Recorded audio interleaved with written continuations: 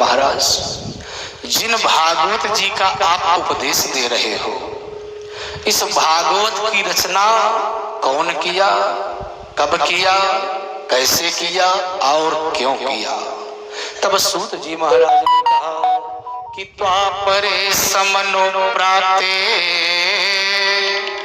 द्वापरे समनुप्राते तृतीये युग पर्यये और जातः पराशराद्योगी वासव्याम कलया हरे। द्वापर के अंत में त्रिकाल दृष्टा व्यास जी महाराज का प्राकट्य हुआ। तो व्यास जी का जन्म द्वीप में हुआ, इसलिए इनका नाम द्वैपायन पड़ा। और ये सांवले रंग के थे, काले रंग के थे, इसलिए कृष्ण पड़ा, कृष्ण द्वैपायन। तो त्रिकाल दृष्टा तो थे ही। इन्होंने विचार किया, जब भविष्य पर दृष्टिपात किया तो इनका मन अशांत हो गया। व्यास जी ने विचार किया कि मंदाः सुमंद मतयो मंद भाग्याहुपद्रिता। विचार किया कि जो भाग्यशाली है, बुद्धिमान नहीं भी हैं तो अपने भाग्य के सहारे जीवन यापन कर लेंगे, या जो भाग्यशाली नहीं है, बुद्धिमान है, अपने बुद्धि के बल पर जीवन यापन कर लेंगे। लेकिन जो ना तो बुद्धिमान है और ना ही भाग्यशाली है, तो उनका जीवन यापन कैसे होगा? यह सोच करके उनका मन अशांत हो गया। व्यास जी ने सोचा क्या करूं? तो पहले केवल एक ही वेद था, तो वेद का 4 विभाग कर दिए, क्योंकि धीरे धीरे लोगों की बुद्धि कम हो रही है, तो इसके 4 विभाग कर दे रहा हूं। अब कम से कम लोग इसका लाभ ले सकेंगे। लेकिन फिर भी इनके मन को शांति नहीं मिली। धीरे धीरे व्यास जी 17 पुराणों की रचना करते, फिर भी मन को शांति नहीं मिली। पंचम वेद महाभारत की रचना किया, फिर भी इनको शांति नहीं। तो व्यास जी सोच रहे हैं कि मेरा जन्म किस लिए हुआ है और मेरे मन को शांति नहीं मिल रही है। जो मेरा उद्देश्य था उसके लिए मैंने पूरा प्रयास किया। वेद के भी 4 विभाग कर दिए। तो वेद का विभाग करने के कारण इनका नाम वेद व्यास अर्थात कृष्ण द्वैपायन वेद व्यास पूरा नाम हो गया। अब व्यास जी सोच रहे हैं कि जो मेरे अंदर एक आह्लाद होना चाहिए, एक उत्साह होना चाहिए कि मैंने यह कार्य किया, वो उत्साह नहीं है। तो क्यों नहीं है? अब सोचिए, गलती हो तो उसको सोचना चाहिए कि त्रुटि कहाँ हो रही है। यहाँ लोग निराश हो जाते हैं कि इतना मेहनत मैंने किया, सफलता मिल भी नहीं की। सोचिए कि आपने गलती कहाँ पर किया। अब देखिए व्यास जी सोच रहे हैं कि मैंने 4 वेद बना दिए, पंचम वेद महाभारत की रचना कर दिया, 17 पुराणों की रचना कर दिया, लेकिन फिर भी जो मेरे मन में एक आह्लाद होना चाहिए वो क्यों नहीं है। मन में विचार ही कर रहे थे कि इतने में उनके कान में ध्वनि सुनाई पड़े, श्रीमन नारायण नारायण नारायण, श्रीमन नारायण नारायण नारायण, श्रीमन नारायण नारायण नारायण, श्रीमन नारायण नारायण नारायण, श्रीमन नारायण नारायण नारायण, श्रीमन नारायण नारायण नारायण। इतने में देखा तो भगवान के गुणानुवाद गाते हुए नारद जी प्रकट हो गए। नारद जी का 450 पाद्य अर्घ आचमन स्थान के द्वारा पूजन किया व्यास जी ने। और नारद जी ने व्यास जी से पूछा कि पाराशर्य महाभाग, पाराशर्य महाभाग भवतः कच्चिदात्मना और परितुष्यत शारीर आत्मा मानस एव च। हे पराशर नंदन, आपके धर्म कर्म तो ठीक चल रहे हैं। व्यास जी ने कहा महाराज धर्म कर्म तो ठीक है, उसमें कोई त्रुटि नहीं है।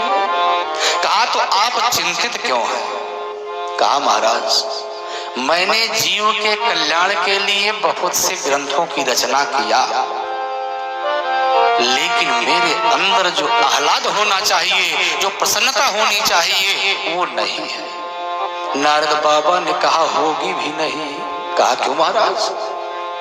कहा कितना भी गुणगान आप करिए, वेदों का विभाग कर दिए। अब वेदों की भाषा इतनी कठिन है कि कोई समझ ही नहीं पाता है, अर्थ का अनर्थ कर देता है। तो बहुत कुछ आपने लिख दिया, लेकिन जब उसको कोई समझने वाला ही ना हो तो क्या मतलब है? कहा क्या मतलब?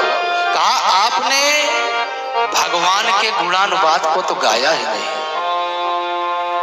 कहा महाराज इसलिए मेरा मन शांत है। कहा बिल्कुल कि भगवान के साथ में रहने से, संतों की संगत में रहने से व्यास जी जीवन में कितना परिवर्तन होता है, इसके लिए मैं एक सत्य घटना बता रहा हूं। इसमें मैं किसी की कहानी नहीं कहूंगा, मैं स्वयं की घटना बता रहा हूं कि अहम पुरातीत भवे भवम मुने, अहम पुरातीत भवे भवम मुने, दास्यास्त कस्याश्चन भेदवादिनाम, निरूपितो बालक एव योगिनाम, सुसूषणे प्रापिस निर्विवक्षताम। नारद जी व्यास से बता रहे हैं कि पूर्व जन्म में मैं दासी का पुत्र था। उसके भी पहले एक उपवर्ण नाम के गंधर्व थे। इनका काम था देवताओं के लिए गीत इत्यादि गाना। इन्होंने कहा चलो भजन सुनाओ। कहा बिल्कुल नहीं सुनाऊंगा। श्राप दे दिए, दासी के पुत्र हो गए। अब दासी के पुत्र हो गए नारद जी। इतने में कुछ महात्मा चातुर्मास बिताने के लिए आए और इनके पिता की मृत्यु हो गई थी, माँ इनकी विधवा थी। तो संतों ने कहा भैया अगर कोई भोजन बनाने वाला मिल जाए जिसका कोई आश्रय ना हो तो 4 महीना भोजन बनाएगी, यहीं पर वो भी खाते रहेगी। तो नारद बाबा ने कहा मेरी माता जी को नियुक्त कर दिया गया। अब मेरी माँ भोजन बनाने का कार्य करने लगी। मैं उन्हीं संतों के साथ में रहता, उच्छिष्ट प्रसाद जो भोजन कर लेते उस प्रसाद को मैं भी खा करके उन्हीं संत और महात्माओं के बीच में रह करके जब वो भजन करने लगते तो मैं भी नाचने लगता, भजन करने लगता। धीरे धीरे चातुर्मास पूर्ण हुआ और महात्मा जाने के लिए तैयार हुए। मैंने कहा महाराज मैं भी आपके साथ चलूंगा। और जैसे मेरी मां ने सुना, महात्माओं से कहा महाराज मेरा केवल यही एक अवलंब है, यही एक सहारा। इनके पिताजी तो पहले ही पधार गए, अगर आप इनको लेकर के चले जाओगे तो मैं किनके सहारे जीवित रहूं? अगर आप मेरे बेटे को ले जाएंगे तो मैं मर जाऊंगी। और नारद बाबा ने कहा महाराज अगर नहीं ले चलोगे तो मैं मर जाऊंगा। अब संतों ने सोचा कैसी विडंबना हो गई, मैं क्या करूं? कहा बेटा इस समय तुम्हारी पहली प्राथमिकता है कि माँ की सेवा करो। मातृ देवो भव पितृ देवो भव। अगर माता पिता की सेवा तुमने कर लिया, किसी देवता की पूजा करने की आवश्यकता नहीं है। अगर माता ने पिता ने आशीर्वाद दे दिया तो प्यारे किसी देवता की पूजा करने की आवश्यकता नहीं है। और अगर माता पिता की सेवा नहीं किया, कितना भी लड्डू गोपाल की सेवा करो सब व्यर्थ है, सब व्यर्थ है प्यारे। तो बेटा पहली प्राथमिकता है माता की सेवा करो। मैं तुमको मंत्र दे रहा हूं, इसी मंत्र का जाप करो और जब तुम्हारी माता जी पधार जाए तो मेरे पास चले आना। तुम्हारे लिए दरवाजा हमेशा के लिए खुला रहेगा। द्वादशाक्षर मंत्र दे दिया, ओम नमो भगवते वासुदेव। चले गए उत्तर दिशा में। अब नारद बाबा अन्य बच्चों की तरह इनका मन खेलने में लगवा ही ना करे, झोली लिए वही जप करते हुए पड़े रहते। अब इनकी माँ ने सोचा कि हमको तो लग रहा है बेटा मेरा सधुए हो जाएगा क्या, क्योंकि माताओं को सबसे बड़ी चिंता होती है कि बेटा कहीं सन्यासी न हो जाए। गुटखा खाए कोई तकलीफ नहीं होगी, नहीं मना करेगी, खूब सिगरेट पिए, लेकिन कष्ट होता है कहीं सन्यासी न हो जाए। अब चिंता होने लगी। अब नारद बाबा सोच रहे कब ये पधारे तो मैं महात्माओं के पास जाऊं। और इधर इनकी माँ ने विचार बनाया कि ये सन्यासी बने हुए हैं, इनका विवाह कर दूंगी, और जब पत्नी आ जाएगी तो बड़े बड़े सन्यासी झोरी रख दिए। इनकी क्या हिम्मत है। अब जब नारद बाबा के कान में बात पड़ी, सोचा ये तो गड़बड़ हो रहा है कि अभी तो मैं इंतजार कर रहा हूं कि मेरी माता जी पधारेंगी तो मैं महात्माओं के पास चलूंगा। अगर कहीं श्रीमती जी आ गई तो इंतजार करना पड़ेगा कि वो पधारे तो संतों के पास चलो, तो पूरा जीवन ही इंतजार में निकल जाएगा। नारद बाबा ने नेत्र बंद करके भगवान को याद किया, महाराज मैं आपकी शरण में हूं, मेरी रक्षा करिए। और भगवान ने नारद बाबा की बात को सुन लिया। नारद बाबा कह रहे हैं कि मेरी माँ शाम के समय गाय को दुहने के लिए जा रही थी। अचानक एक सर्प के ऊपर पैर को रखा, सर्प ने डस लिया और मेरी माँ का देहांत हो गया। गोविंदाय नमो नमः। और मन में तो बहुत प्रसन्न हुआ, लेकिन मैंने सोचा कि अगर हंसूंगा तो लोग कहेंगे देखो माँ मर गई, ये प्रसन्न है। तो मैं मुंह लटका के खूब अश्रुपात किया, माता का क्रियाकर्म किया। और उसके बाद जिस तरफ महात्मा गए हुए थे उसी उत्तर दिशा में मैं भी चल पड़ा। लेकिन महाराज महात्मा कब के गए हैं, मैं अब जा रहा हूं, कहा भी नहीं गए। कुछ दूर जाने के बाद एक सुंदर सरोवर दिखाई पड़ा। उसी सरोवर में हाथ धोआ, पैर धुला, आचमन किया और सुंदर एक बट वृक्ष की छाया में बैठ गया। वह स्थान महाराज इतना दिव्य था कि जैसे बैठा इतने में थोड़ी सी नींद आई और देखा कि भगवान की सांवली सलोनी सूरत मेरे नेत्रों के सामने प्रकट हो गई। मैं प्रसन्न हो गया कि मुझको भगवान ने दर्शन दे दिया है। और उसी क्षण वह छवि गायब हो गई। मैंने फिर से हाथ धुला, पैर धुला, आचमन किया, ध्यान लगाया, लेकिन वह छवि लौट करके नहीं आई। मैं छाती पीट पीट कर रोने लगा कि मैं इसके बिना जीवित नहीं रहूंगा। इस छवि का मैंने दर्शन कर लिया है, उसका दर्शन अगर हमको नहीं मिला तो मैं जीवित नहीं रह पाऊंगा। आकाशवाणी हुई कि बेटा अभी परिपक्व योगी नहीं हुई है। जिस दिन परिपक्व हो जाओगे उस दिन निश्चित ही तुमको मेरा साक्षात्कार होगा, मेरा दर्शन होगा। मैंने कहा महाराज जब मैं परिपक्व नहीं था तो दर्शन दे भाई क्यों किए? क्योंकि जैसे जल से निकाल देने पर मछली तड़पती है, ऐसे ही नारद बाबा उस छवि के बिना तड़प रहे हैं।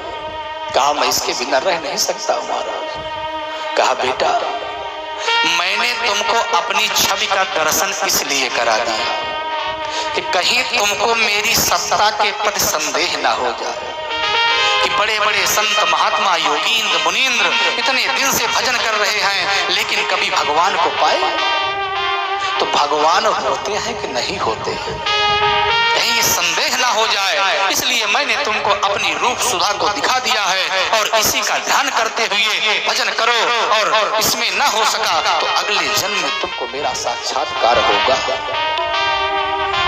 व्यास जी उन्हीं का भजन करते हुए मन में ध्यान करते हुए मैंने अपना पूरा जीवन व्यतीत किया। और जब प्रलय हुआ पूरा संसार काल के गाल में समा गया और जब पुनः भगवान ने सृष्टि किया तो आज देखो मैं जो दासी का पुत्र था आज मैं ब्रह्मा का मानस पुत्र बन करके टहल रहा हूँ। चाहे देवताओं में जाऊं चाहे राक्षसों में जाऊं हर जगह मेरी पूजा होती है। मैं प्रसन्न होकर के भगवान के सामने नृत्य करने लगा। भगवान प्रसन्न हो गए और उन्होंने अपनी पीड़ा प्रदान कर दिया कि देवदत्ताम इमाम वीणाम स्वर ब्रह्म विभूषिताम अमूर्ष श्रुत्वा हरि कथाम गायमान शराम्य हम। भगवान ने अपनी बीड़ा को प्रदान कर दिया और मैं उसी बीड़ा को लेकर के भगवान का संकीर्तन करते हुए चाहे जहां जाऊं हर जगह मेरा सम्मान होता।